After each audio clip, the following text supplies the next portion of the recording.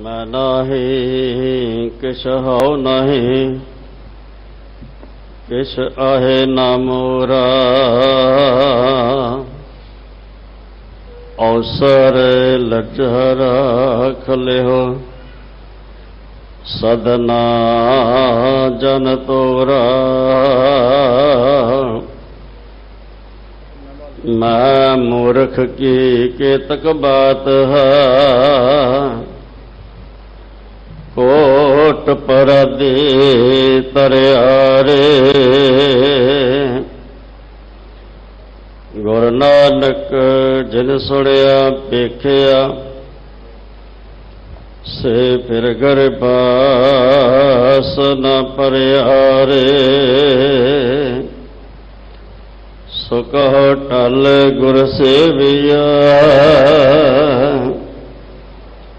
आनस सहज सुभाए। दर्शन परसे गुरु के, जन्म मरण दुख जाहे। सतनाम सिरे वाहिगुरु साहिब जियो। मारो महला पंजवा, कार अठवां अंजलियां। एक ओंकार सतगुर प्रसाद। संसार मैं सहसा व्यापा, अकथ कथा अगोचर नहीं जाप। संसार मैं सहसा व्याप, अकथ कथा अगोचर नहीं जाप। जिसे बुझाए सोई बुझा, ओ बालक वांगे पालिया। छोड़ बहता छुट नहीं, जहाँ संचय तो पाओ मन माहे। इस ही मैं जिसके पत रखा, तिस साधो चौर डालिया। जो सूरा तिस ही होए मरना, जो भागा तिस जोने फिरना। जो वरता है सोहे पल माला, बुझे हुक्म दुर्मत जानिया। जित दलावा तित तित लगना, कर कर वेखा अपने जचना। नानक के पूरन सुख दाते, तो देता नाम संभालिया। जित जित लावा तित तित लगना, कर कर वेखा अपने जचना। नानक के पूरन सुख दाते, तो देता नाम संभालिया। वाहिगुरु जी का खालसा, वाहिगुरु जी की फतेह। परम सत्कारयोग गुरु रूप प्यारी साध संगत जीओ, आप जी वਡभागे हो। धन धन बाला प्रीतम सतगुरु साहिब श्री गुरु हरकृष्ण साहब जी महाराज जी दे पावन पवित्र चरण छोह प्राप्त स्थान गुरुद्वारा बंगला साहब जी विखे जगो जग अटल धन धन सतगुरु साहिब श्री गुरु ग्रंथ साहब जी महाराज जी दे पावन हजूरी दे अंदर अमृत वेले तो पावन दरबार विच हाजरियां भरते हुए हरजस सरवण करते हुए अपना जीवन सफला कर रहे हो। नितनेम अनुसार हुण समा होया है चल रही लड़ीवार शब्द की विचार दा शब्द के विचार करने वास्ते आप जी की सेवा विच पावन दरबार विच हाजरे भारे हैं। सिख पंथ के महान विद्वान परम सत्कारयोग भाई साहब भाई जसबीर सिंह जी रोडे साबका जथेदार श्री अकाल तख्त साहिब जी उन्हां पासों शब्द की विचार सरवण करो। वाहिगुरू जी का खालसा वाहिगुरू जी की फतेह। सतनाम जी।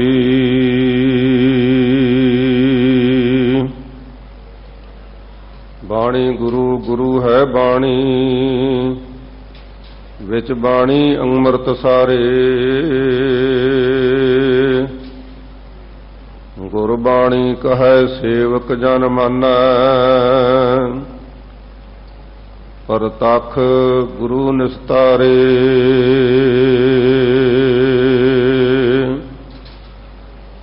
सजन सच्चा पातशाह सिर साहां दे साहो। जिस पास बैठिया सोहिया सबना दा वे साहो। बहु शास्त्र बहु सिमरती एके सर्ब टंडोल। पूजस नाही हर हरे नानक नाम अमोल।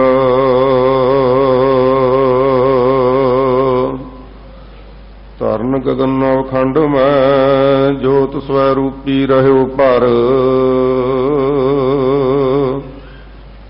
धन मथुरा कछ भेद नहीं गुर अर्जन परतख हर।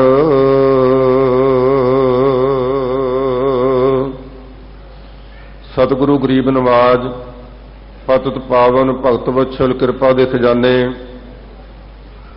जुगो जुग अटल सतगुरु धन गुरु ग्रंथ साहब सच्चे पातशाह जी की पावन पवित्र हजूरी विच बाला प्रीतम सतगुरु साहिब सतगुरु गुरु हरकृष्ण साहब सच्चे पातशाह जी के चरण छोह पावन स्थान गुरुद्वारा श्री बंगला साहब विखे हाजरियां भर रहे गुरु रूप गुरु खालसा साध संगत जी,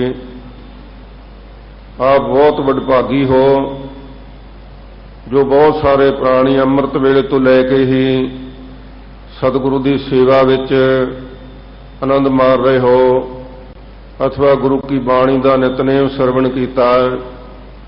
उपरंत कलयुग में कीर्तन प्रधाना गुरमुख जपीए लाए ध्याना। रागी जत्थे पासों बहुत ही रस भिन्ना कीर्तन कीर्तन निर्मोलक हीरा आनंद गुणी गहीरा। आसा जी दी वार दे संपूर्ण कीर्तन सरवण कीते हन। सतगुरु जी ने रहमतां कीतियां हन। जो जो भी प्राणी घर तो चल के सतगुरु के दरबार विच पहुंचे हैं सतगुरु की बहुत वड्डी कृपा हुई तो आपां नूं इस भाग प्राप्त होया। सतगुरु की रहमत तो बिना हजूर आप ही बाणी विच कृपा करते ने। बिन भागा सत संग ना लभै बिन संगत मैल भरीजा जीओ।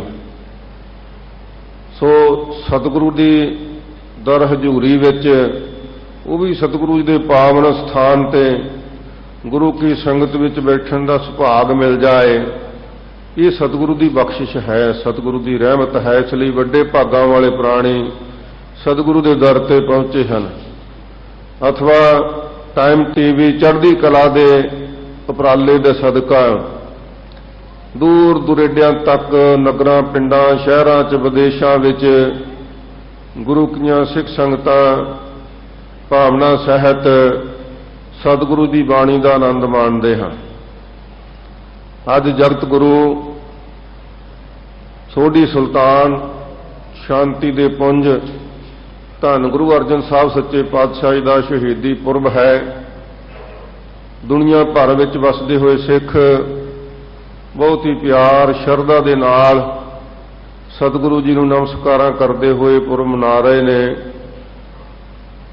इत्थे भी बहुत विशाल पद्धर ते शरधा सहित समुची दिल्ली सिख गुरद्वारा प्रबंधक कमेटी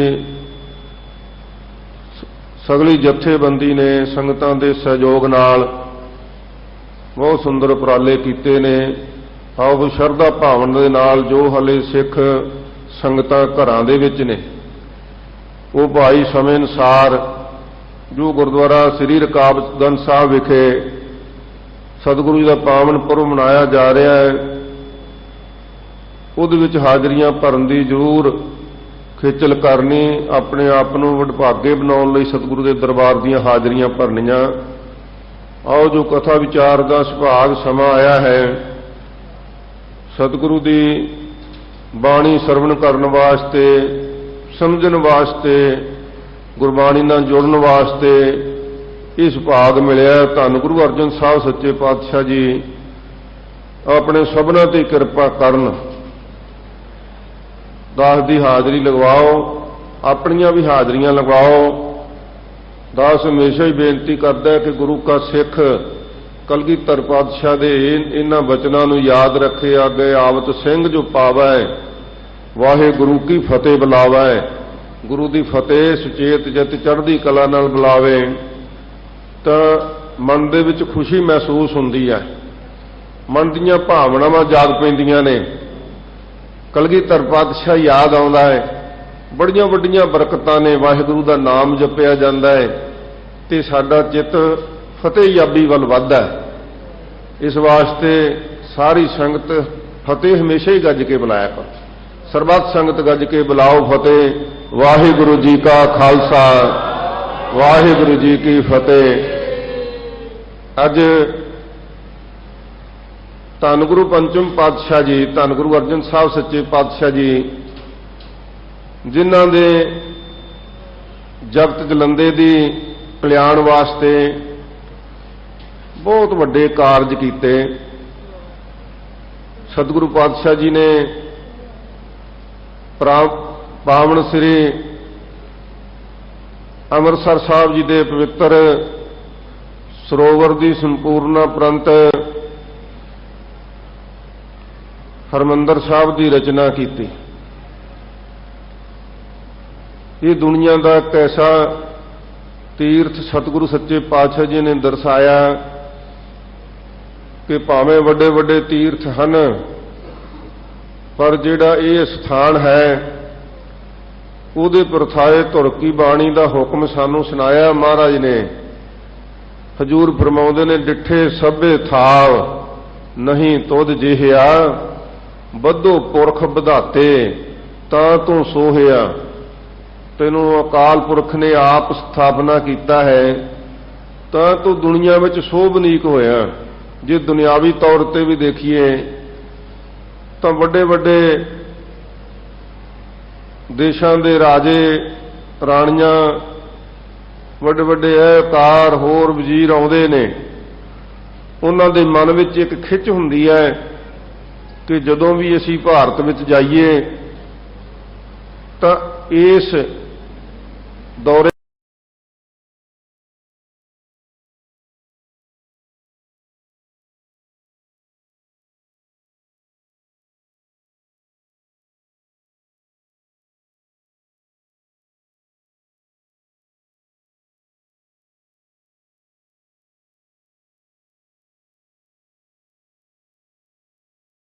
असीं इस हिसाब दे नाल उलीकीए कि सानू श्री हरमंदर साहब जी दे दर्शन दीदारे हो सकन। एक खिच दा केंद्र बनिया।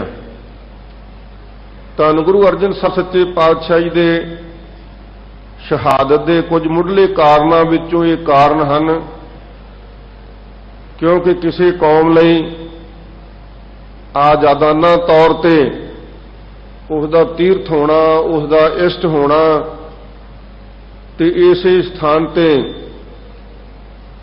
ਧੰਨ ਗੁਰੂ ਅਰਜਨ ਸਾਹਿਬ ਸੱਚੇ ਪਾਤਸ਼ਾਹ ਜੀ ਨੇ ਪਹਿਲੇ 4 ਸਤਿਗੁਰੂ ਸਾਹਿਬਾਨਾਂ ਦੀ ਪਵਿੱਤਰ ਬਾਣੀ ਇਕੱਤਰ ਕੀਤੀ। ਉਹਨੂੰ ਇੱਕ ਥਾਂ ਤੇ ਸਤਿਗੁਰੂ ਸੱਚੇ ਪਾਤਸ਼ਾਹ ਜੀ ਨੇ ਸੁਸ਼ੋਭਿਤ ਕਰਕੇ ਸਤਿਗੁਰੂ ਦੀ ਬਾਣੀ ਨੂੰ ਪੋਥੀ ਸਾਹਿਬ ਦਾ ਦਰਜਾ ਦੇ ਕੇ ਸਤਿਗੁਰੂ ਪਾਤਸ਼ਾਹ ਜੀ ਨੇ ਹਰਿਮੰਦਰ ਦੇ ਵਿੱਚ ਸੁਸ਼ੋਭਿਤ ਕੀਤਾ। ਹੁਣ ਦੂਰ ਦਰੇਡਿਆਂ ਤੋਂ ਸੰਗਤਾਂ ਆਉਂਦੀਆਂ ਨੇ, ਇਸ਼ਨਾਨ ਕਰਦੀਆਂ ਨੇ, ਸ਼ਰਧਾ ਤੇ ਭਾਵਨਾ ਸਹਿਤ ਸਤਿਗੁਰੂ ਜੀ ਦਾ ਹੁਕਮ ਸ੍ਰੀ ਮੁਖ ਵਾਕ ਪ੍ਰਾਪਤ ਕਰਦੀਆਂ ਨੇ ਅਤੇ ਜਾ ਜਾ ਕੇ ਨਗਰਾਂ ਪਿੰਡਾਂ ਪਰਿਵਾਰਾਂ 'ਚ ਰਿਸ਼ਤੇਦਾਰਾਂ 'ਚ ਦੱਸਦੇ ਨੇ ਕਿ ਇੱਕ ਰੱਬੀ ਬਾਣੀ ਦਾ ਜੋ ਸੰਗ੍ਰਹਿ ਹੈ ਉੱਥੋਂ ਅਸੀਂ ਆਏ ਹਾਂ ਤੇ ਉੱਥੋਂ ਮਹਾਰਾਜ ਸੱਚੇ ਪਾਤਸ਼ਾਹ ਜੀ ਨੇ ਜੋ ਬਾਣੀ ਰਚੀ ਹੈ ਉਹ ਸਰਬ ਜੀਆਂ ਦੀ ਕਲਿਆਣ ਵਾਸਤੇ ਸਤਿਗੁਰੂ ਪਾਤਸ਼ਾਹ ਜੀ ਨੇ ਬਹੁਤ ਵੱਡਾ ਪਰਉਪਕਾਰ ਕੀਤਾ ਹੈ। ਇਸੇ ਤਰ੍ਹਾਂ ਸਤਿਗੁਰੂ ਸੱਚੇ ਪਾਤਸ਼ਾਹ ਜੀ ਨੇ ਧੰਨ ਗੁਰੂ ਅਰਜਨ ਸਾਹਿਬ ਨੇ ਤਰਨ ਤਾਰਨ ਸਾਹਿਬ ਸਰੋਵਰ ਖੁਦਵਾਇਆ, ਤਰਨ ਤਾਰਨ ਸਾਹਿਬ ਦੀ ਰਚਨਾ ਕੀਤੀ, ਕਰਤਾਰਪੁਰ ਸਾਹਿਬ ਦੀ ਰਚਨਾ ਕੀਤੀ ਜੋ ਇਸ ਵੇਲੇ ਪਾਕਿਸਤਾਨ 'ਚ ਰਹਿ ਗਿਆ। ਇਸੇ ਤਰ੍ਹਾਂ ਵੱਡੇ ਵੱਡੇ ਤੀਰਥ ਸਤਿਗੁਰੂ ਸੱਚੇ ਪਾਤਸ਼ਾਹ ਜੀ ਨੇ ਮੁੱਖ ਸਥਾਨ ਬਣਾਏ। ਗੁਰੂ ਕੀਆਂ ਸਿੰਘ ਸੰਗਤਾਂ ਇੱਥੇ ਗੁਰਪੁਰਬ ਜੋੜ ਮੇਲੇ ਮਨਾਉਣ ਲੱਗੀਆਂ, ਇਕੱਤਰ ਹੋਣ ਲੱਗੀਆਂ। ਬੜੀ ਵੱਡੀ ਗਿਣਤੀ ਦੇ ਵਿੱਚ ਸ਼ਰਧਾਲੂ ਸਿੱਖ ਸਜਣ ਲੱਗੇ। ਧੰਨ ਗੁਰੂ ਅਰਜਨ ਸਾਹਿਬ ਸੱਚੇ ਪਾਤਸ਼ਾਹ ਜੀ ਨੂੰ ਸੱਚੇ ਪਾਤਸ਼ਾਹ ਜੀ ਦੇ ਨਾਲ ਨਾਲ ਸੰਬੋਧਨ ਕਰਦੇ ਕਿ ਅੱਜ ਸੱਚੇ ਪਾਤਸ਼ਾਹ ਜੀ ਤਰਨ ਤਾਰਨ ਸਾਹਿਬ ਵਿਖੇ ਨੇ, ਅੱਜ ਸੱਚੇ ਪਾਤਸ਼ਾਹ ਜੀ ਗੋਇੰਦਵਾਲ ਸਾਹਿਬ ਵਿਖੇ ਨੇ। ਸਤਿਗੁਰੂ ਸੱਚੇ ਪਾਤਸ਼ਾਹ ਜੀ ਨੇ ਗੋਇੰਦਵਾਲ ਸਾਹਿਬ, ਬੌਲੀ ਸਾਹਿਬ ਜੋ ਪਹਿਲੇ ਸਤਿਗੁਰਾਂ ਨੇ ਸਥਾਪਿਤ ਕੀਤਾ ਸੀ, ਉੱਥੇ ਰਹਿ ਕੇ ਵੀ ਭਾਰੀ ਪ੍ਰਚਾਰ ਕੀਤਾ ਤੇ ਬਿਆਸ ਦਰਿਆ ਦੇ ਕੰਢੇ ਤੇ ਹੋਣ ਕਾਰਨ ਜੋ ਕੁਝ ਵਪਾਰ ਦੇ ਸਾਧਨ ਕਿਸ਼ਤੀਆਂ ਜਹਾਜ਼ਾਂ ਨਾਲ ਸਨ ਤੇ ਆਵਾਜਾਵੀ ਦੇ ਸਾਧਨ ਵੀ ਇੱਥੇ ਹੀ ਸਨ ਤੇ ਸੰਗਤਾਂ ਆਉਣ ਜਾਣ ਵਾਲੀਆਂ ਇੱਥੇ ਵੀ ਬੜੇ ਭਾਰੀ ਦਰਸ਼ਨ ਦੀਦਾਰੇ ਕਰਦੀਆਂ, ਗੁਰੂ ਦਾ ਹੁਕਮ ਪ੍ਰਾਪਤ ਕਰਦੀਆਂ। ਸਾਧ ਸੰਗਤ ਜੀ, ਕਿਸੇ ਕੌਮ ਦਾ ਪ੍ਰਫੁੱਲਤ ਹੋਣਾ ਮਤਸਬੀ ਲੋਕਾਂ ਨੂੰ ਭਾਉਂਦਾ ਨਹੀਂ। ਆਪਾਂ ਨਜ਼ਰ ਮਾਰ ਕੇ ਦੇਖੋ, ਦਾਸ ਕੋਈ ਉਧਾਰ ਚੜਾ ਕੇ ਕਿਸੇ ਦੇ ਵਿਰੁੱਧ ਨਹੀਂ ਬੋਲ ਰਿਹਾ, ਪਰ ਜੋ ਅਟਲ ਸਚਾਈ ਆ ਉਹ ਵੀ ਸਮਝ ਲੈਣੀ ਚਾਹੀਦੀ ਹੈ। ਜਦੋਂ ਇਸ ਤਰ੍ਹਾਂ ਦਾ ਪ੍ਰਭਾਵ ਦੇਖਿਆ ਦੁਨੀਆ ਦੇ ਵਿੱਚ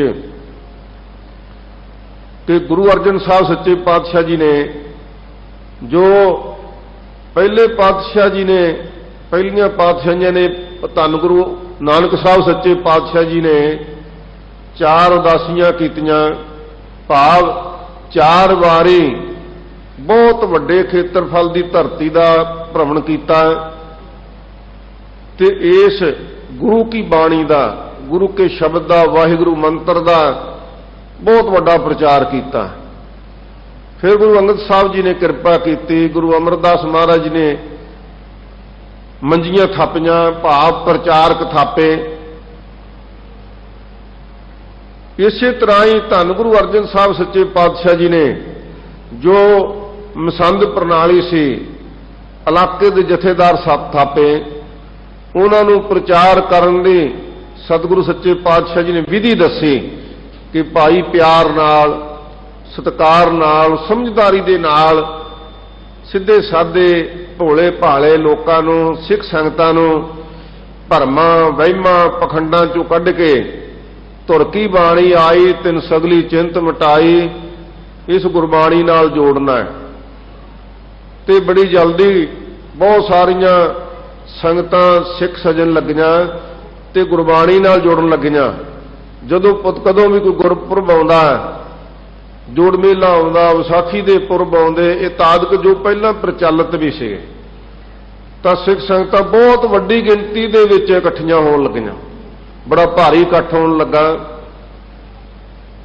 ਤੇ ਇਹਦੇ ਨਾਲ ਈਰਖਾਲੂ ਲੋਕਾਂ ਦੇ ਹਿਰਦੇ ਸੜੇ। ਕਿਉਂਕਿ ਸਤਿਗੁਰੂ ਜੀ ਬਾਣੀ ਵਿੱਚ ਫਰਮਾਉਂਦੇ ਨੇ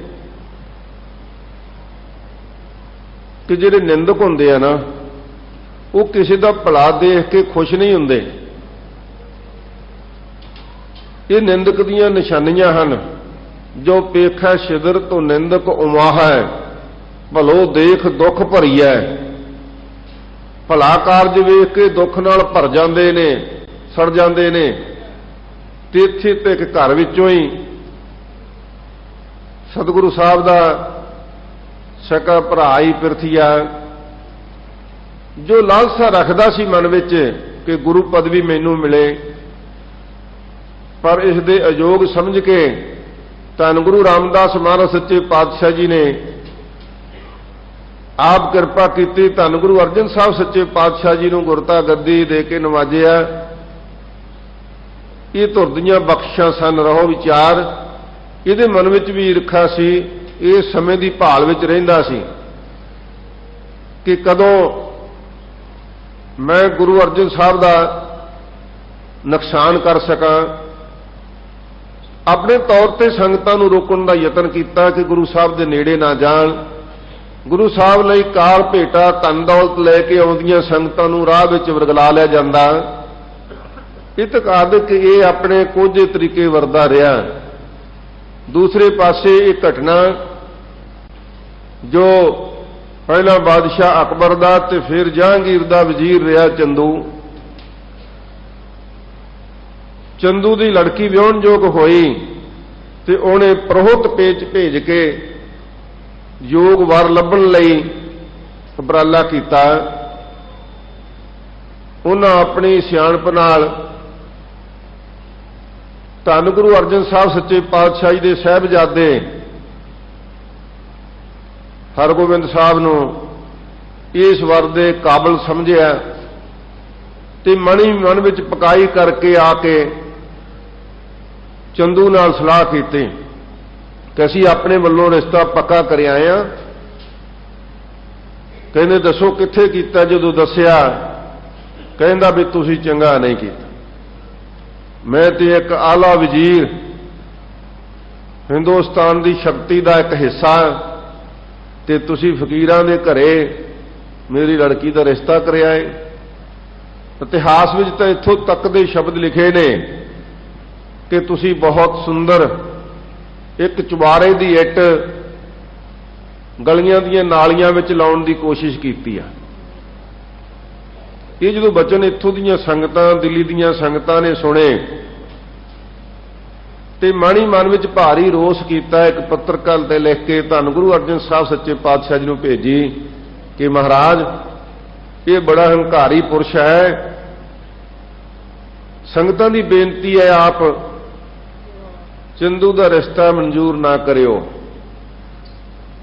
ਸਤਿਗੁਰੂ ਪਾਤਸ਼ਾਹ ਜੀ ਨੇ ਸੰਗਤਾਂ ਦੀ ਭਾਵਨਾ ਦੇਖ ਕੇ ਆਪ ਕਰਨ ਕਾਰਨ ਸਮਰੱਥ ਨੇ ਉਸੇ ਇਕੱਠ ਵਿੱਚ ਸਤਿਗੁਰੂ ਸਾਹਿਬ ਸੱਚੇ ਪਾਤਸ਼ਾਹ ਜੀ ਨੇ ਜਵਾਬ ਦੇ ਦਿੱਤਾ ਤੇ ਆਪਣੀ ਹੇਠੀ ਸਮਝਦਿਆਂ ਹੋਇਆ ਚੰਦੂ ਨੇ ਫਿਰ ਲਾਲਚ ਵੀ ਦਿੱਤੇ। ਗੁਰੂ ਸਾਹਿਬ ਜੀ ਨੂੰ ਇੱਕ ਪੱਤਰਕਾਰ ਲਿਖੀ ਕਿਹਾ ਕਿ ਮੈਂ 1 ਲੱਖ ਰੁਪਇਆ ਆਪ ਜੀ ਦਾ ਨਜ਼ਰਾਨਾ ਭੇਟ ਕਰਾਂਗਾ ਤੇ ਵਿਆਹ ਦੇ ਸਮੇਂ ਵੀ ਬਹੁਤ ਸਾਰਾ ਦਾਜ ਦਹੇਜ ਦੇਵਾਂਗਾ ਤੇ ਤੁਹਾਡਾ ਭਰਾ ਤੁਹਾਡੇ ਨਾਲ ਈਰਖਾ ਰੱਖਦਾ ਹੈ ਤੇ ਮੈਂ ਦਿੱਲੀ ਦੇ ਤਖਤ ਦਾ ਵਜ਼ੀਰ ਹਾਂ, ਇਧਰੋਂ ਵੀ ਮੈਂ ਤੁਹਾਡੀ ਸਹਾਇਤਾ ਕਰਾਂਗਾ ਤੇ ਨਾਲ ਧਮਕੀ ਵੀ ਦਿੱਤੀ। ਜਿਹੋ ਜੀ ਮਤ ਸੀ ਕੰਮ ਤੇ ਉਹੀ ਕਰਨਾ ਸੀ ਨਾ। ਅਗਰ ਤੁਸੀਂ ਇਹ ਰਿਸ਼ਤਾ ਨਾ ਪ੍ਰਵਾਨ ਕੀਤਾ ਤੇ ਇਸੇ ਤਖਤ ਨੂੰ ਮੈਂ ਤੁਹਾਡੇ ਵਿਰੁੱਧ ਕਰਕੇ ਤੁਹਾਡਾ ਹਰ ਤਰ੍ਹਾਂ ਦਾ ਨੁਕਸਾਨ ਕਰ ਸਕਦਾ। ਸਭ ਗੱਲਾਂ ਧਿਆਨ ਵਿੱਚ ਰੱਖਣੀਆਂ। ਪਰ ਸਤਿਗੁਰੂ ਤੇ ਆਪ ਸਮਰੱਥਤਾ ਕੋ ਕਹੋ ਪ੍ਰਵਾਹ ਕਾਹੂ ਕਿ ਜੇ ਗੋਪਾਲ ਸੁਹਾਏ। ਉਹ ਤੇ ਆਪ ਹੀ ਮਾਲਕ ਸੀ, ਉਹਨਾਂ ਨੂੰ ਕਿਹਦੀ ਪ੍ਰਵਾਹ ਸੀ ਭਾਈ। ਉਹਨਾਂ ਨੇ ਸਭ ਗੱਲਾਂ ਉਹ ਪੱਤਰਕਾਰ ਪੜ੍ਹਨ ਤੋਂ ਬਾਵਜੂਦ ਸੰਗਤਾਂ ਨੂੰ ਸੁਣਾ ਦਿੱਤੀਆਂ। ਕਹਿੰਦੇ ਭਾਈ ਚੰਦੂ ਹੰਕਾਰੀ ਆ, ਇਹਦਾ ਰਿਸ਼ਤਾ ਬਿਲਕੁਲ ਨਹੀਂ ਪ੍ਰਵਾਨ ਕਰਨਾ। ਫਿਰ ਮੋੜ ਦਿੱਤਾ, ਫਿਰ ਉਂਝਾਂ ਲਾਉਣੀਆਂ ਸ਼ੁਰੂ ਕੀਤੀਆਂ। ਇੱਕ ਇਤਿਹਾਸਕਾਰ ਨੇ ਲਿਖਿਆ ਹੈ कि जो कान्हा सी वो चंदू के चाचे का पुत्र सी। बहुते तथ्य के बारे नहीं मिले, पर एक इतिहासकार ने लिखी है गल। ये कान्हा अपने आप च अपनी भगती ते माण भी करता सी भी मैं बड़ा वड्डा भगत हाँ। इन्हें पीलू ते सज्जू नूं नाल लैके धन गुरु अर्जन साहब सच्चे पातशाह के पास जाना कीता कि तुसीं सतगुरु ग्रंथ साहब सच्चे पातशाह की स्थापना की है ते आ साडी बाणी भी विच दर्ज करो। महाराज कहंदे कान्हिया तू सुना की लिखिया। पहला शब्द इहने पढ़िया मैं ओही रे मैं ओही रे। ते धन गुरु अर्जन साहब कहंदे मैं ही तां मिटण वास्ते तुरकी बाणी आई आ ते तू ते मैं दे नाल ही भरिया होया है। ये दुनियावी जिहड़ी अजोग बाणी है वो इहदे विच दर्ज नहीं की जा सकती। पीलू नूं भी छज्जू नूं भी कान्हे नूं भी मोड़ दिता। कान्हों अपनी विद्वता नाल, क्योंकि साध संगत कई बार मनुख भगती करता है, भगती का ही अभिमान हो जाता है। पर जे नाल संगत होवे, संगत विच सेवा होवे ते ओ अभिमान दी भी नाल निवृत्ति हो जाती है। पर यह संगत तो सखना सी कान्हा भगत। सतगुरु नूं कहंदा मैं तुहानूं श्राप देवांगा। हुण रब नूं श्राप की देवेगा भाई? भट्ट लिखदे ने गुरु अर्जन प्रतख हर, वो तो प्रतख आप वाहिगुरु का स्वरूप काल पुरख का सरगन स्वरूप आए ने, की श्राप देवेगा उन्हों? पर फिर भी कहन लगा कि मैं देख लिया है कि तुहाडा अंत तुरकां दे हत्थों होवेगा। महाराज कहंदे जर गल्लां नूं समझ के साम के रखना चाहिए है कान्हिया, कि सानू इस गल का नहीं पता, पर तैनू इस गल का पता भी तू लाहौर भी नहीं पहुंच सकता। कहना जी मैं तो इन्नी समर्था रखदा है, 10वें द्वार दे विच अपने सवास चढ़ा लवांगा जिन्नी देर तक मरदी जिंदा रहांगा। ते सतगुरु सुभाव की कहंदे जे 10वें द्वार ही भज जावे फिर सवास कित्थे ठहराएगा। ये तो अकाल पुरख की रिजा है। इहो जे संवाद तो बाद बड़ा मन विच भरिया पीतिया गया। चंदू तो सहायता लैण वास्ते लाहौर नूं त्यारे की। बड़े सुंदर रथ सी इहदे कोले, वो रथ जोड़ के लाहौर नूं चल पिया। जदों लाहौर दीयां बिल्डिंगां इमारतां दिसन लगियां ना, मन विच बड़ा अभिमान कीता। ये गृहस्थी गुरु बनिया फिरदा है ते मैं ते लाहौर पहुंच भी चलिया। उस वक्त आकाश विच बदल गड़के बहुत तेज हनेरी आई। उस हनेरी के कारण कुछ कख मिट्टी बलदां दी अखां विच पै गए, जो वो रस्ते तो भटक गए। भटकदियां होया जदों दौड़े ते एक कान्हा रथ तो डिग गया ते रथ का पहिया इहदे सिर दे उपर दी लंघ गया, उत्थे ही मर गया, लाहौर नहीं पहुंच सकिया। पर विचार उधर छज्जू ने ते पीलू ने जाके सारियां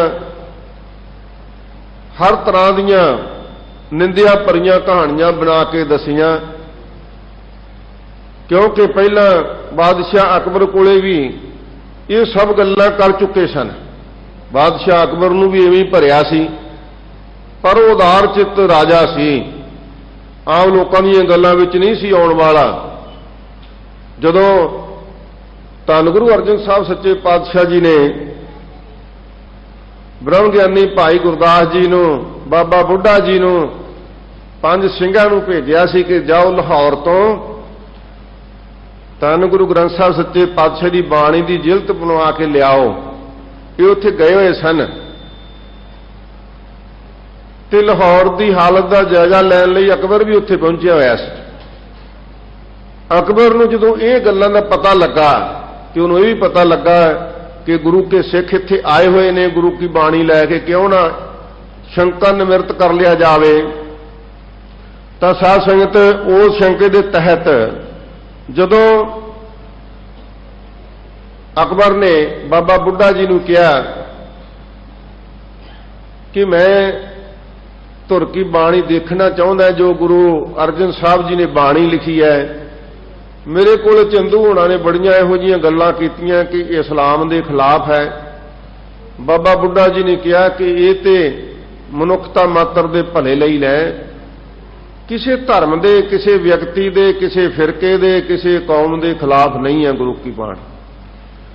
हाँ, जे उस कौम दे विच, उस धर्म दे विच कोई लोग पखंड करते हैं, वो भावें कोई भी धर्म होवे, उस पखंड का खंडन किया गया है ते किसी धर्म का विरोध नहीं किया गया। कहंदा चलो फिर भी मैं दर्शन कर सकदा। कहंदे हाँ जी कर सकते हो। फिर विधि पूर्वक सतगुरु धन गुरु ग्रंथ साहब जी का प्रकाश किया गया ते एक पास्यों हुक्मनामा लिया, श्री मुखवाक की आया ते अकबर बड़े ध्यान नाल सुन रहा सी। अवले अल्लाह नूर पाया कुदरत के सब बंदे, एक नूर ते सब जग उपजिया कौन भले को मंदे, लोगा भरम ना भूलो भाई। ते बाबा बुढ़ा जी ने पहले ही कहा कि भरम भुलेखियां दा खुलासा किया गया सी। लोगा भरम ना भूलो भाई, खालक खलक खलक में खालक पूर रहो सब थाई। सिर झुकाया अकबर ने ते नाल खड़े बंदियां ने कहा भी ये ते बाबा बुढ़ा जी ने पहला ही इस थां तो जिहड़ी बाणी लिखी सी ना, वो सोच समझ के तुहानूं सुनाई है, होर थां तो सुननी करो। जदों होर थां तो उन्हें कहा कि बाबा जी कृपा करो होर बाणी सुनाउणी करो, तो बाबा बुढ़ा जी ने फिर कुछ अंग सतगुरु जी दे लद के दूसरे पासों बाणी पढ़ी। ते अकबर बहुत ध्यान नाल सुन रहा सी भी कोई गल ते मैनूं मिलेगी ना जिहड़े ये लोग कहिंदे ने। ते फिर हुक्म आया सतगुरु जी दा, अल्लाह अगम खुदाई बंदे, छोड़ ख्याल दुनिया के धंधे, होए पै खाक फकीर मुसाफर, इहो दरवेश कबूल दर। जदों ये सुनिया कि ये तो बहुत ही पूजनयोग ग्रंथ है, मैनू लोग एवें ही कहते ने, कहते बाबा जी अगे पूरा शब्द पढ़ो की लिखिया सतगुरु जी ने, धुर की बाणी फरमाउंदी की है। ते बाबा जी फरमाउंदे ने, होए पै खाक फकीर मुसाफर, ये दरवेश कबूल दरा। ते जिहड़े आसे पासे खड़े सी ना, वो सड़बल गए भी हुण की कहांगे, दूजे थां तो भी बाणी सुन लई। ते जदों पूरा शब्द पढ़िया, सच नवाज यकीन मुसल्ला, मनसा मार निवारो आसा, दे मसीत मन मौलाना। बड़े ध्यान नाल सुनदा सी। महाराज तो कहते दे मसीत मन मौलाना, कलम खुदाई पाक खरा। पाक समझते पवित्र नूं, मुसलमान अरबी का लफ्ज है। ते जदों ये शब्द सुनिया, कहते बाबा जी एक थां तो होर सुनाओ। ते जदों तीजी थां तो सुनिया, यक अर्ज गुफ्तंग पेश तो दरगोश कुन करतार। शब्द सुनदियां सार अकबर ने 500 मोहरां टेक के नमस्कार कीते ते उन्हां लोकां नूं फटकारां पाईयां जिहड़े धन गुरु की बाणी की निंदा करते सन। वो गुੱਠੇ लग गए, चुप कर गए। 1604 ईस्वी विच धन गुरु ग्रंथ साहब जी का प्रकाश कर दिता गया। 1605 विच अकबर मर गया ते जहांगीर गद्दी ते बह गया। ये बड़ा मुतसब सी। फिर ये निंदक लोग फिर सरगर्म हो गए भी हुण मौका है। ते फिर बड़े तरह दियां, जहांगीर का पुत्र सी खुसरो, अकबर का पोतरा सी। ते अकबर चाहुंदा सी, ये भी अकबर वर्गा ही उदार चित सी, पर जहांगीर के तख्त ते बहिंदियां खुसरो ने बगावत कर दी कि मुतसवी राजा है, ये दुनिया नूं तसीहे देगा, पाप करेगा, ये राज भाग के काबिल नहीं है। इथों छड्ड के पंजाब चलिया गया। खुसरो ਧੰਨ ਗੁਰੂ ਅਰਜਨ ਸਾਹਿਬ ਦੇ ਪਾਸ ਗਿਆ, ਲੰਗਰ ਛਕਿਆ, ਉਸ ਤੋਂ ਬਾਅਦ ਕਸੂਰਵਾਲ ਚਲੇ ਗਿਆ। ਪਰ ਬੜੀਆਂ ਮਨ ਘੜਤ ਕਹਾਣੀਆਂ ਘੜ ਕੇ ਕਿ ਗੁਰੂ ਅਰਜਨ ਸਾਹਿਬ ਨੇ ਖੁਸਰੋ ਨੂੰ ਇੰਨਾ ਧਨ ਦਿੱਤਾ ਹੈ ਕਿ ਜਹਾਂਗੀਰ ਦੇ ਬਰਾਬਰ ਉਹ ਬਗਾਵਤ ਕਰ ਸਕੇ, ਝੂਠੀਆਂ ਕਹਾਣੀਆਂ। ਤੇ ਫਿਰ ਕਿਹਾ ਗਿਆ ਕਿ ਭੋਲੇ ਭਾਲੇ ਮੁਸਲਮਾਨਾਂ ਨੂੰ ਇਹ ਪ੍ਰੇਰ ਕੇ ਸਿੱਖ ਬਣਾ ਰਿਹਾ ਹੈ, ਹਿੰਦੂਆਂ ਨੂੰ ਸਿੱਖ ਬਣਾ ਰਿਹਾ ਹੈ, ਇਹ ਆਪਣੀ ਦੁਕਾਨ ਚਲਾ ਰਿਹਾ ਹੈ। ਇਸ ਤਰ੍ਹਾਂ ਦੀਆਂ ਬੜੀਆਂ ਕਹਾਣੀਆਂ ਬਣਾਈਆਂ ਗਈਆਂ। ਪਰ ਸਾਧ ਸੰਗਤ ਮੈਂ ਇੱਕ ਬੇਨਤੀ ਕਰਾਂ, ਧੰਨ ਗੁਰੂ ਅਰਜਨ ਸਾਹਿਬ ਸੱਚੇ ਪਾਤਸ਼ਾਹ ਜੀ ਕਿਸੇ ਗੱਲ ਤੋਂ ਅਣਜਾਣ ਨਹੀਂ ਸਨ। ਕਈ ਵਾਰ ਅਸੀਂ ਆਪਣੇ ਲੈਵਲ ਤੇ, ਸਾਡਾ ਕੋਈ ਲੈਵਲ ਨਹੀਂ, ਅਸੀਂ ਤੇ ਮਨੁੱਖ ਹਾਂ ਨਾ, ਤੇ ਕਈ ਵਾਰ ਸਾਡੇ ਪ੍ਰਚਾਰਕ ਵੀਰ ਗੁਰੂ ਸਾਹਿਬ ਨੂੰ ਵੀ ਮਨੁੱਖ ਸਮਝ ਕੇ ਆਪਣੀ ਜੋ ਸੋਚਣ ਸ਼ਕਤੀ ਦਾ ਲੈਵਲ ਹੈ ਉਸ ਪੱਧਰ ਤੇ ਬੈਠ ਕੇ ਗੁਰੂ ਸਾਹਿਬ ਨੂੰ ਕਲਪਦੇ ਨੇ, ਜੋ ਬੜੀ ਵੱਡੀ ਭੁੱਲ ਹੈ। ਉਹ ਤੇ ਆਪ ਸਮਰੱਥ ਸਨ। ਇੱਕ ਵਾਰ ਸਤਿਗੁਰੂ ਜੀ ਦੇ ਪਾਸ ਸਾਈਂ ਮੀਆਂ ਮੀਰ ਦਰਸ਼ਨ ਕਰਨ ਵਾਸਤੇ ਆਇਆ ਤੇ ਰਾਗੀ ਸ਼ਬਦ, ਰਾਗੀ ਸਿੱਖ ਸ਼ਬਦ ਪੜ੍ਹ ਲਏ ਨੇ, ਤਨ ਮਨ ਕਾਟ, ਕਾਟ ਸਭ ਅਰਪੀ ਵਿੱਚ ਅਗਨੀ ਆਪ ਜਲਾਈ, ਸ਼ਬਦ ਸੁਣਿਆ। ਤੇ ਬਾਅਦ ਵਿੱਚ ਸਤਿਗੁਰੂ ਜੀ ਨੂੰ ਬੇਨਤੀ ਕਰਦਾ ਹੈ ਉਹ ਸਾਈਂ ਜੀ, ਕਹਿੰਦਾ ਧੰਨ ਗੁਰੂ ਅਰਜਨ ਸਾਹਿਬ ਸੱਚੇ ਪਾਤਸ਼ਾਹ ਜੀ, ਮੈਨੂੰ ਇਹ ਤੇ ਭਰੋਸਾ ਹੈ ਕਿ ਗੁਰੂ ਗ੍ਰੰਥ ਸਾਹਿਬ ਦੀ ਬਾਣੀ ਕਵਿਤਾ ਨਹੀਂ, ਇਹ ਤੇ ਇੱਕ ਅਲਾਹੀ ਫਰਮਾਨ ਹੈ, ਅਟਲ ਸਚਾਈ ਹੈ। ਤੇ ਇਹ ਆਪ ਜੀ ਨੇ ਕਿਵੇਂ ਲਿਖ ਦਿੱਤਾ, ਤਨ ਮਨ ਕਾਟ, ਕਾਟ ਸਭ ਅਰਪੀ ਵਿੱਚ ਅਗਨੀ ਆਪ ਜਲਾਈ। ਤੇ ਧੰਨ ਗੁਰੂ ਅਰਜਨ ਸਾਹਿਬ ਸੱਚੇ ਪਾਤਸ਼ਾਹ ਜੀ ਕਹਿੰਦੇ ਇਹ ਤੇ ਪਿਤਾ ਗੁਰੂ ਰਾਮਦਾਸ ਮਹਾਰਾਜ ਸੱਚੇ ਪਾਤਸ਼ਾਹ ਜੀ ਨੇ ਇਹ ਬਾਣੀ ਦਰਜ ਕੀਤੀ ਹੈ। ਤੇ ਪਰ ਸਾਈਂ ਜੀ ਕੋਈ ਗੱਲ ਨਹੀਂ, ਇਹਦਾ ਉੱਤਰ ਤੁਹਾਨੂੰ ਦੇਵਾਂਗੇ, ਫਿਕਰ ਨਹੀਂ ਕਰੀਦਾ ਹੁੰਦਾ, ਬਾਣੀ ਸਾਰੀ ਸੱਚੀ ਹੈ। ਸਾਈਂ ਮਨ ਵਿੱਚ ਇਹ ਗੱਲ ਰੱਖ ਕੇ ਦਰਸ਼ਨ ਦੀਦਾਰੇ ਕਰਕੇ ਨਮਸਕਾਰ ਕਰਕੇ ਚਲਿਆ ਗਿਆ। ਉਧਰ ਜਦੋਂ ਜਹਾਂਗੀਰ ਨੇ ਇੰਨੇ ਕੰਨ ਭਰ ਦਿੱਤੇ ਗਏ ਕਿ ਹੁਣ ਉਹਨੇ ਸੋਚਿਆ ਕਿ ਇਹ ਉਹ ਆਪਣੀ ਜੀਵਨੀ ਵਿੱਚ ਵੀ ਲਿਖਦਾ ਹੈ ਕਿ ਦਰਿਆ ਬਿਆਸ ਦੇ ਕੰਢੇ ਤੇ ਸਿੱਖਾਂ ਦੇ ਗੁਰੂ ਨੇ, ਉਹ ਤੇ ਹੋਰ ਸ਼ਬਦ ਲਿਖਦਾ, ਮੈਂ ਕਹਿ ਨਹੀਂ ਸਕਦਾ, ਉਹ ਕਿ ਇੱਕ ਦੁਕਾਨ ਖੋਲ ਲਈ ਹੈ ਜਿਸ ਨੂੰ ਮੈਂ ਸਦਾ ਵਾਸਤੇ ਬੰਦ ਕਰਾਂਗਾ। ਸੋ ਸਤਿਗੁਰੂ ਪਾਤਸ਼ਾਹ ਜੀ ਨੂੰ ਲਾਹੌਰ ਸੱਦਿਆ ਗਿਆ। ਸਤਿਗੁਰੂ ਜੀ ਲਾਹੌਰ ਪਹੁੰਚੇ ਤੇ ਕਿਹਾ ਗਿਆ ਕਿ ਤੁਸੀਂ ਹਜ਼ਰਤ ਮੁਹੰਮਦ ਸਾਹਿਬ ਦੇ ਕੁਝ ਸ਼ਬਦ ਇਸ ਗੁਰੂ ਗ੍ਰੰਥ ਸਾਹਿਬ ਦੀ ਬਾਣੀ ਵਿੱਚ ਲਿਖ ਦਿਓ। ਮਹਾਰਾਜ ਕਹਿੰਦੇ ਭਾਈ ਆਪੇ ਤਾਂ ਅਸੀਂ ਕੁਝ ਲਿਖਿਆ ਨਹੀਂ, ਹੋ ਆਪੋ ਬੋਲ ਨਾ ਜਾਣਦਾ, ਮੈਂ ਕਹਿਆ ਸਭ ਹੁਕਮਾਓ ਜੀਓ। ਇਹ ਤੇ ਹੁਕਮ ਜੋ ਆਇਆ ਨਾ, ਜੈਸੀ ਮੈਂ ਆਵੈ ਖਸਮ ਕੀ ਬਾਣੀ, ਇਹ ਤਾਂ ਉਹ ਬਾਣੀ ਲਿਖੀ ਗਈ। ਤੇ ਅਸੀਂ ਜੋ ਇਸਲਾਮ ਦਾ ਮਤ ਹੈ ਉਹਦੀ ਅਸਲੀਅਤ ਦੇ ਵਿੱਚ ਲਿਖੀ ਹੈ ਵੀ ਕਿਵੇਂ ਇਸਲਾਮ ਧਾਰਨ ਕਰਨਾ ਚਾਹੀਦਾ ਹੈ, ਇਸਲਾਮ ਦੇ ਬੰਦਿਆਂ ਨੂੰ ਕੀ ਕਰਨਾ ਚਾਹੀਦਾ ਹੈ। ਮੁਸਲਮਾਨ ਮੋਮਨ ਦਿਲ ਹੋਵੇ, ਅੰਤਰ ਕੀ ਮਲ ਦਿਲ ਤੇ ਧੋਵੈ, ਦੁਨੀਆ ਰੰਗ ਨਾ ਆਵੈ ਨੇੜੇ, ਜਿਉ ਕੁਸਮ ਪਾਟ ਕਿਉ ਪਾਕ ਹਰਾ। ਕਹਿੰਦੇ ਲਿਖਿਆ ਬੜਾ ਕੁਝ, ਕਹਿੰਦੇ ਨਹੀਂ ਤੁਸੀਂ ਆਹ ਲਿਖੋ। ਮਹਾਰਾਜ ਕਹਿੰਦੇ ਫਿਰ ਨਹੀਂ ਲਿਖਿਆ ਜਾ ਸਕਦਾ। ਕਹਿੰਦੇ ਤੁਸੀਂ ਖੁਸਰੋ ਨੂੰ ਜੋ ਸਾਡੇ ਵਿਰੁੱਧ ਬਗਾਵਤ ਲਈ ਉਸ ਨੂੰ ਪ੍ਰੇਰਨਾ ਕੀਤੀ ਹੈ ਨਾ, ਉਹਦੇ ਇਵਜ਼ ਦੇ ਵਿੱਚ 1 ਲੱਖ ਰੁਪਇਆ ਕਿਸੇ ਨੇ ਵੱਧ ਘੱਟ ਵੀ ਲਿਖਿਆ, ਉਹ ਦੇਵੋ। ਮਹਾਰਾਜ ਕਹਿੰਦੇ ਗੁਰੂ ਕੀ ਗੋਲਕ ਦਾ, ਗੁਰੂ ਕੀ ਸੰਗਤ ਦਾ ਪੈਸਾ ਹੈ ਤੇ ਜੁਰਮਾਨਾ ਉਹਨੂੰ ਕੀਤਾ ਜਾਂਦਾ ਜਿਹਨੇ ਕੋਈ ਗੁਨਾਹ ਕੀਤਾ ਹੋਵੇ। ਅਸੀਂ ਕੋਈ ਗੁਨਾਹ ਨਹੀਂ ਕੀਤਾ। ਹਾਂ ਤੈਨੂੰ ਪੈਸੇ ਦੀ ਜ਼ਰੂਰਤ ਹੈ, ਤੂੰ ਮੰਗ ਕੇ ਲੈ ਸਕਦਾ ਹੈ ਗੁਰੂ ਘਰ ਦੇ ਵਿੱਚੋਂ, ਪਰ ਜੁਰਮਾਨੇ ਦੇ ਤੌਰ ਤੇ ਤੈਨੂੰ 1 ਕੌਡੀ ਵੀ ਨਹੀਂ ਦੇਵਾਂਗੇ। ਇਸ ਗੰਭੀਰਤਾ ਨਾਲ ਭਰੇ ਉੱਤਰ ਨੂੰ ਸੁਣ ਕੇ ਤੇ ਫਿਰ ਉਹ ਆਪਣੇ ਅਕੀਦੇ ਤੇ ਆ ਗਏ। ਮੈਂ ਕੱਲ ਵੀ ਬੇਨਤੀ ਕੀਤੀ ਸੀ, ਜਿਹੜਾ ਰਾਜ ਹੱਠ ਹੁੰਦਾ ਨਾ, ਹੱਠ ਰਾਜ ਦੇ ਵਿੱਚੋਂ ਬਹੁਤ ਬੁਰਾਈਆਂ ਉਤਪੰਨ ਹੁੰਦੀਆਂ। सतगुरु पातशाह जी का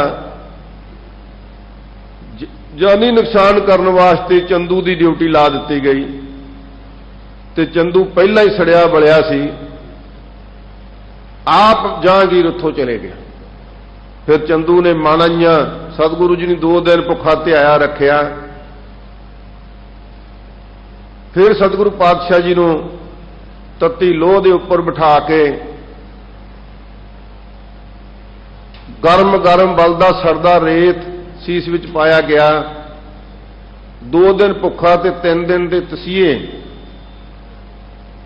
बहुत भारी तसीए दिते। उस तो बाद उबल दी देग विच बिठाया गया। जदों उबल दी देग विच बैठे ने, उस वेले साई मियां मीर जी फिर आए। इस हालात को देख के आपे तो बाहर हो गए ते हथ जोड़े, ऐ दीन दुनिया के मालक, तुसी क्यों ये सब कुछ तसीहे कर रहे हो? तुसी समर्थ हो, तुसी कुछ नहीं करना चाहते तो मैनू दसो। मैं इन्हां पापियां नूं कीती दा दंड हुणे ही भुगता दिया, इन्हां नूं अकल आ जावे कि रब दे बंदिआं नाल किस तरह वरता करीदा। ते महाराज कहंदे साईं जी सबर रखो। अज ते अपना मिलाप अकाल पुरख ने इसलिए कराया कि तुहानूं उस गल का जवाब देना है जिहड़ा पिता गुरु ने बाणी लिखी सी ना, तन मन काट काट सर्वव्यापी विच अग्नि आप जलाई। ते तू साडे वल तक जदों असीं गुरता गद्दी दे तख्त ते बहिंदे सां, उसे तरह ही देग विच बैठे हैं कि कोई फर्क पै गया? मत्था टेकिया, साईं हैरान रह गया। कहंदे बस तैनूं अज दा उत्तर मिल गया कि नहीं? कहंदा जी उत्तर की, मैं तां प्रतख सखियात दर्शन ही कर लए ने। ते मैं भी कहना चाहना है कि अखर अखर गुरु की बाणी मनुखता मात्र दे भले लई बहुत वड्डा उपदेश है। ते धन गुरु अर्जन साहब सच्चे पातशाह जी कहंदे, मैं साईं जी सब कुछ कर सकदा सी, पर समय ऐसे आने ने, ये गुरु के सिखां वास्ते एक भारी उपदेश होवेगा कि जे जिंदगी विच औकड़ां पै जाण, मुसीबतां दे पहाड़ टुट जाण, ते मेरा सिख अकाल पुरख नूं लांभा ना देवे, उहनूं भाणा मन्ने ते उस कादर दी कुदरत विच खुश रवे। ये समझे कि मेरे बहुत वड्डे गुनाहां नूं सतगुरु पातशाह जी अपनी किरपा द्वारा ही इसका निबेड़ा कर रहे ने। ये ते भाणा मनण दा एक बहुत वड्डा पैगाम मैं गुरसिखां विच छड्ड के जा रहा। इन्हां हालातां दे विच धन गुरु अर्जन साहब सच्चे पातशाह जी नूं इन्हां पापियां ने पाप दी जुल्म दी इंतहा करके शहीद कर दिता। पर अज दुनिया दे विच सानूं एक गल चंगी तरह समझ लैनी चाहिदी है, जो मेरे भुल्लड़ वीर अणजाणे विच जां किसी साजिश दे तहत इन्हां गल्लां नूं उल्टियां करके दर्शा रहे ने ना। जहांगीर समझदा सी कि हरमंदर साहब दी सिरजना दा अर्थ की आ। जहांगीर समझदा सी कि तुरकी बाणी दा 24 घंटे कीर्तन होना, ਇਹਦਾ सिख संगतां ते की प्रभाव पैना ते की रिजल्ट निकलेगा, वो अनजान नहीं सी। दूरां दरेडियां तो आउण वालियां सिख संगतां ने अमृत सरोवर विच इशनान करने ते इस तीर्थ नूं धन गुरु अर्जन साहब सच्चे पातशाह जी ने कह देना, डिठे सभे थाव नहीं तुध जिहिया, बद्धो पुरख विधाते तां तूं सोहिया। ਇਹਦਾ की अर्थ है, वो समझदा सी कि इत्थे मन दीयां मैलां नहीं, वाहिगुरू तन दीयां मैलां नहीं, इत्थे ते मन दीयां जन्मां जन्मांतरां दीयां मैलां उतर जाणीਆਂ ने। इत्थे तां कोड़े वर्गियां दे कोड़ उतर जाणे ने, जिस्मानी तंदुरुस्तियां दे नाल नाल इत्थे ते काया कल्प हो जाणीਆਂ। वो समझदा सी। पर अज असीं किन्ना हालातां विच कह रहे हैं कि ये आम पानी आ। इस पानी का ते बाहरले पानी का की अंतर है? हरमंदर साहब जाण दी जरूरत की है? असीं किहदा प्रचार कर रहे हैं? मैनूं याद आया कि यही देहधारी गुरुआं ने अपनी अवतार बाणी विच लिखिया सी कि असीं इत्थे हरमंदर साहब चुब्बे लाए, अमृत छकिया, गुरु की बाणी पढ़ी, पर कोई फायदा ना होया। वो तो एक चाल ते सन ਤੇ ਕੀ ਅੱਜ ਦੇ ਅਸੀਂ ਪ੍ਰਚਾਰਕ ਵੀ ਇੱਕ ਚਾਲ ਤੇ ਲੱਗ ਗਏ ਕਿ ਅਸੀਂ ਗੁਰੂ ਕੀ ਬਾਣੀ ਦੇ, ਗੁਰੂ ਕੇ ਸਰੋਵਰ ਦੇ, ਗੁਰੂ ਕੇ ਹਰਮੰਦਰ ਦੇ, ਜਿਹਦੀ ਖਾਤਰ, ਜਿਹਦੀ ਬਨਾਵਟ ਦੀ ਖਾਤਰ, ਜਿਹਦੀ ਸਿਰਜਣਾ ਦੀ ਖਾਤਰ ਧੰਨ ਗੁਰੂ ਅਰਜਨ ਸਾਹਿਬ ਸੱਚੇ ਪਾਤਸ਼ਾਹ ਜੀ ਨੂੰ ਅੱਜ ਦੇ ਦਿਨ ਸ਼ਹਾਦਤ ਦੇਣੀ ਪਈ, ਐਵੇਂ ਸੀ? ਨਹੀਂ ਭਾਈ, ਕਿਸੇ ਤਰ੍ਹਾਂ ਦੇ ਜਾਲ ਵਿੱਚੋਂ ਬਾਹਰ ਨਿਕਲੋ, ਧੰਨ ਗੁਰੂ ਅਰਜਨ ਸਾਹਿਬ ਸੱਚੇ ਪਾਤਸ਼ਾਹ ਜੀ ਨੂੰ ਸਮਰਪਿਤ ਹੋਵੋ, ਸਾਡਾ ਜੀਵਨ ਸਫਲਾ ਹੋਵੇ। ਅਸੀਂ ਭਰਮ ਭੁਲੇਖਿਆਂ ਦੇ ਵਿੱਚ ਬਹੁਤ ਵੱਡਾ ਗੁਨਾਹ ਨਾ ਕਰ ਬੈਠੀਏ ਕਿ ਇਸ ਅੰਮ੍ਰਿਤ ਸਰੋਵਰ ਨੂੰ, ਜਿਹਦੇ ਵਾਸਤੇ ਸਤਿਗੁਰੂ ਧੰਨ ਗੁਰੂ ਅਰਜਨ ਸਾਹਿਬ ਸੱਚੇ ਪਾਤਸ਼ਾਹ ਜੀ ਆਪ ਲਿਖਦੇ ਨੇ ਕਿ ਇਹ ਅੰਮ੍ਰਿਤ ਸਰੋਵਰ ਕੀ ਹੈ ਭਾਈ? ਸੰਤਾਂ ਕੇ ਕਾਰਜ ਆਪ ਖਲੋਇਆ, ਹਰ ਕੰਮ ਕਰਾਵਣ ਆਇਆ RAM, ਧਰਤ ਸੁਹਾਵੀ ਤਾਲ ਸੁਹਾਵਾ, ਵਿੱਚ ਅੰਮ੍ਰਿਤ ਜਲ ਛਾਇਆ RAM। ਸਤਿਗੁਰੂ ਜੀ ਤੇ ਅੰਮ੍ਰਿਤ ਜਲ ਲਿਖਦੇ ਨੇ, ਆਪਾਂ ਆਮ ਪਾਣੀ ਕਹਿ ਦਈਏ? ਨਹੀਂ ਭਾਈ, ਸਤਿਗੁਰੂ ਰਹਿਮਤ ਕਰਨ, ਕਿਰਪਾ ਕਰਨ, ਸਾਨੂੰ ਧੰਨ ਗੁਰੂ ਅਰਜਨ ਸਾਹਿਬ ਸੱਚੇ ਪਾਤਸ਼ਾਹ ਦੀ ਸ਼ਹਾਦਤ ਤੋਂ ਸਿੱਖਿਆ ਲੈਣੀ ਚਾਹੀਦੀ ਹੈ। ਸਮੇਂ ਦੀਆਂ ਸਰਕਾਰਾਂ ਨਹੀਂ ਚਾਹੁੰਦੀਆਂ ਹੁੰਦੀਆਂ ਕਿ ਸਾਡੇ ਦੇਸ਼ ਵਿੱਚ ਰਹਿਣ ਵਾਲੀਆਂ ਰਾਜਸਤਾ ਤੋਂ ਹੀਣੀਆਂ ਕੌਮਾਂ ਆਪਣੇ ਧਰਮ ਨੂੰ ਪ੍ਰਫੁੱਲਤ ਕਰ ਸਕਣ।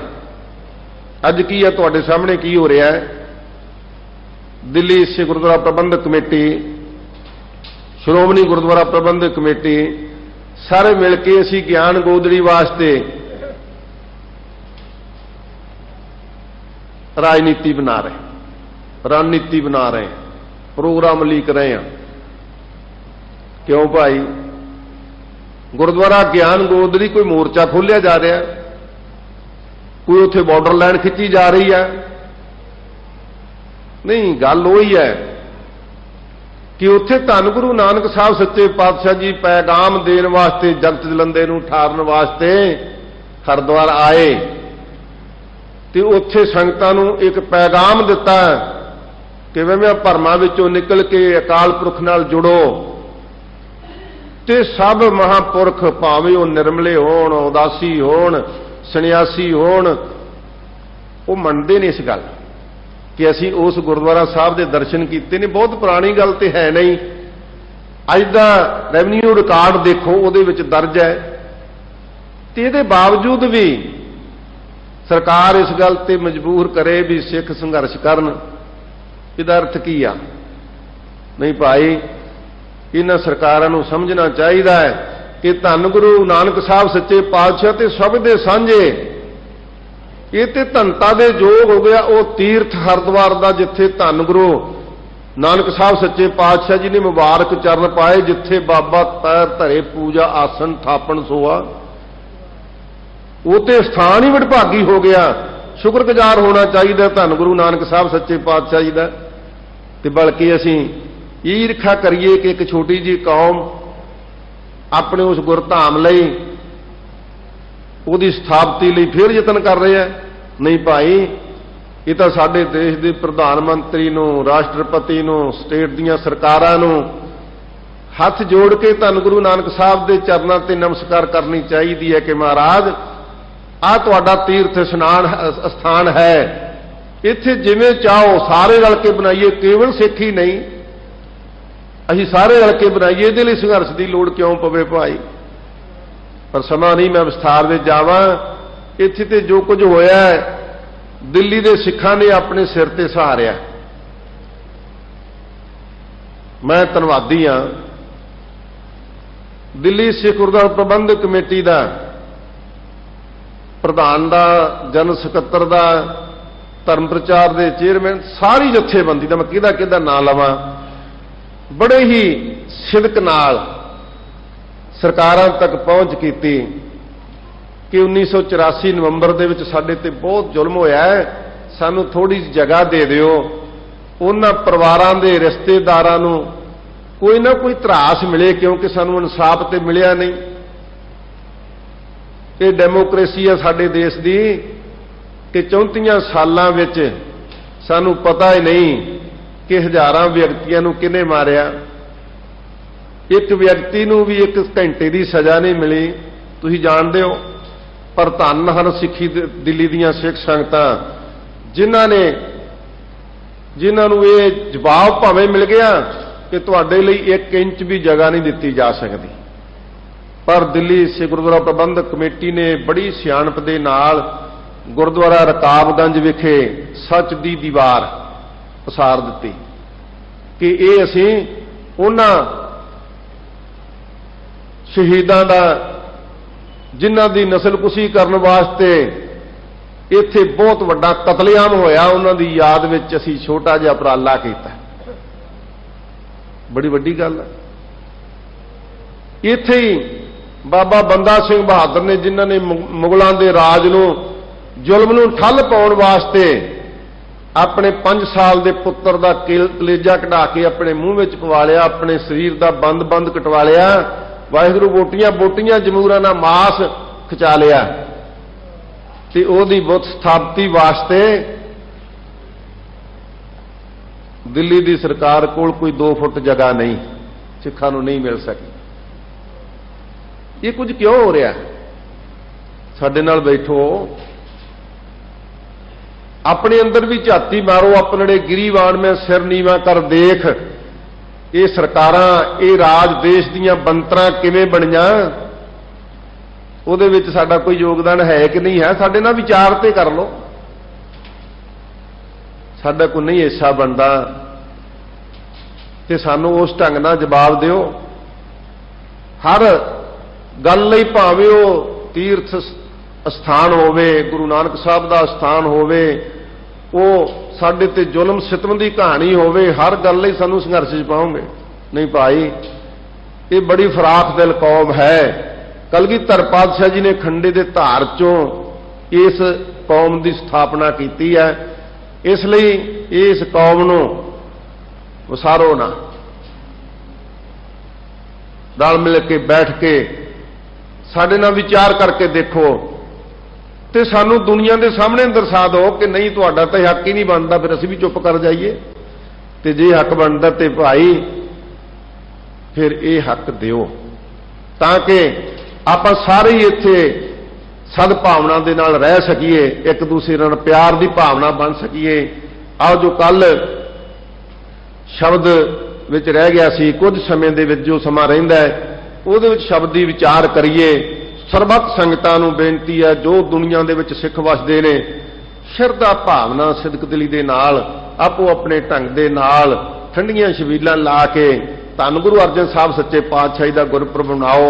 सतगुरु सच्चे पातशाह की सिੱਖਿਆ ਨੂੰ मन ਵਿੱਚ ਵਸਾਓ कि धर्म की प्रफुल्लता वास्ते इहो ਜਿਹੇ तसीहे सहने पैण ਤਾਂ ਉਹ ਕਿਸੇ ਨੂੰ ਦੋਸ਼ ਦੇਣ ਦੀ ਲੋੜ नहीं, ਕਿਸੇ ਤੇ एहसान करन ਦੀ लोड़ नहीं। धन गुरु नानक साहब सच्चे पातशाह का हुक्म सी, जो तो प्रेम खेलन का चाओ, सिर धर तली गली मोरी आओ, इत मार्ग पैर धरीजै, सिर दीजै तान ना कीजै। सिर दे के भी इत्थे किसी नूं जनाउणा नहीं। आओ धन गुरु अर्जन साहब सच्चे पातशाह जी जो अंजलियां सरलेख थल्ले कल का शब्द जारी सी, उहदे विच अगे फरमाउंदे ने, संसार है मैं संसा व्यापै।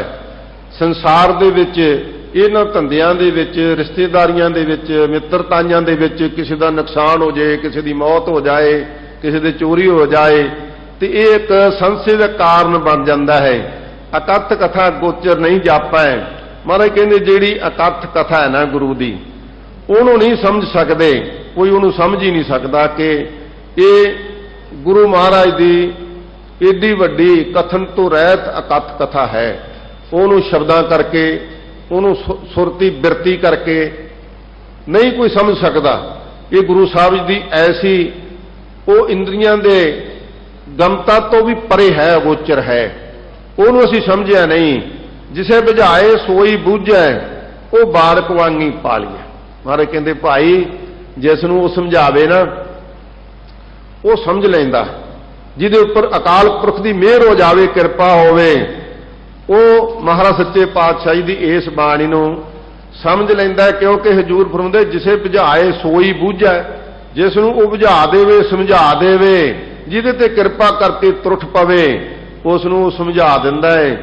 वो बालक वांगी पालीए। जिवें बालकां नूं, बच्चिआं नूं जे खाना नहीं ना खांदे ते मां उहदे मगर खाना लैके भज्जी फिरदी है, कपड़े पहनाउण वास्ते कपड़े लैके उहदे मगर फिरदी है, पर बालक नूं कोई फिक्र नहीं। ਤੇ ਸਤਿਗੁਰੂ ਸੱਚੇ ਪਾਤਸ਼ਾਹ ਜੀ ਇਸੇ ਤਰ੍ਹਾਂ ਫਰਮਾਉਂਦੇ ਹਨ, ਬਾਰਕ ਵਾਂਗੀ ਹੋ ਸਭ ਕੁਛ ਮੰਗਾ, ਦੇਂਦੇ ਤੋਟ ਨਹੀਂ ਪ੍ਰਭ ਰੰਗਾ, ਪੈਰੀ ਪੈ ਪੈ ਬਹੁਤ ਮਨਾਈ, ਦੀਨ ਦਿਆਲ ਗੋਪਾਲਾ ਜੀ। ਐਸੇ ਸਤਿਗੁਰੂ ਜੀ ਨੇ।